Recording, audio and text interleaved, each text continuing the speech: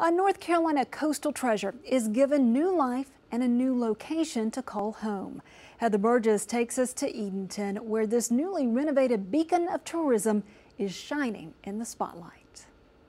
On your next visit to Edenton, you'll spy a rare gem towering in the bay. The newly moved and restored Roanoke River Lighthouse is the last standing original screw-pile lighthouse in the world. For Edenton to be able to have the original 1886 Roanoke River Lighthouse, it just meant a whole lot because historic Edenton and the architecture and the preservation of historic sites is so important to our area. With a history dating back to 1886, the survival of the lighthouse is an amazing story of community and preservation. I'm just amazed that it hadn't been damaged more than it had. It has good bones. The house is mortised together, and I credit that for the fact that it is still intact. Built in 1886, it has weathered storms and hurricanes and served as a beacon for ships and fishing boats passing in the night at the mouth of the Roanoke River, which lies across the Albemarle Sound from Edenton Bay. Well, it's set right out in the middle of the bay, like if we just set it right out here, and had no protection from the wind or weather or the elements.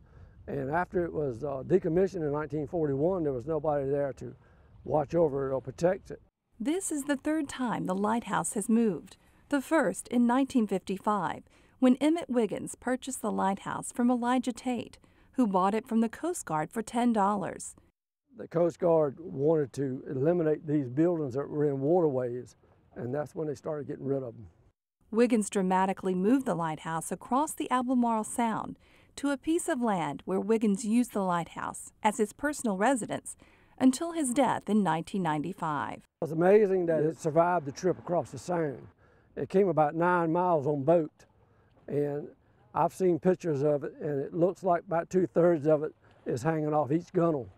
In 2007, the Edenton Historical Commission purchased the lighthouse and moved it by barge to Edenton's Colonial Waterfront Park, where in 2008, ownership changed as a gift to the state of North Carolina and the Department of Cultural Resources.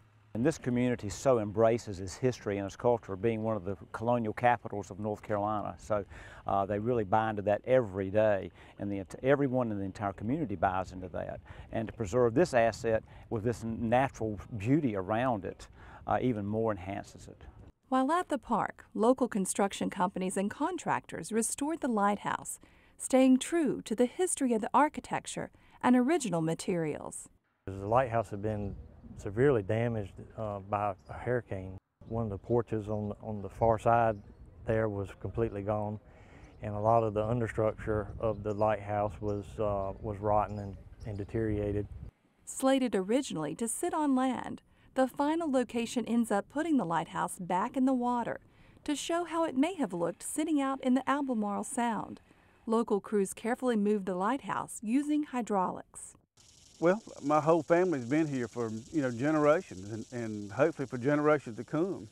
And so this gives them something to, say, hey, my granddaddy and daddy and great-granddaddy had a part of it, years ago. And now as it sits in its permanent resting spot here on the waterfront in Edenton, the next step is to build an access bridge that would allow visitors an up-close and personal look at the history and also a glimpse of what it was like to live and work in the Roanoke River Lighthouse.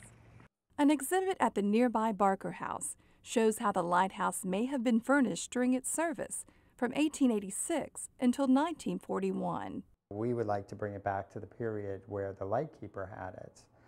Some of the things that we've collected so far are quilts and coffee grinders. Thousands have already visited the lighthouse, but once the doors are open, town leaders expect the newest addition to the waterfront to shine a bright light on Edenton's tourism and economy. I think the lighthouse is going to draw more people here, and that will have a positive economic impact for us, so that's great.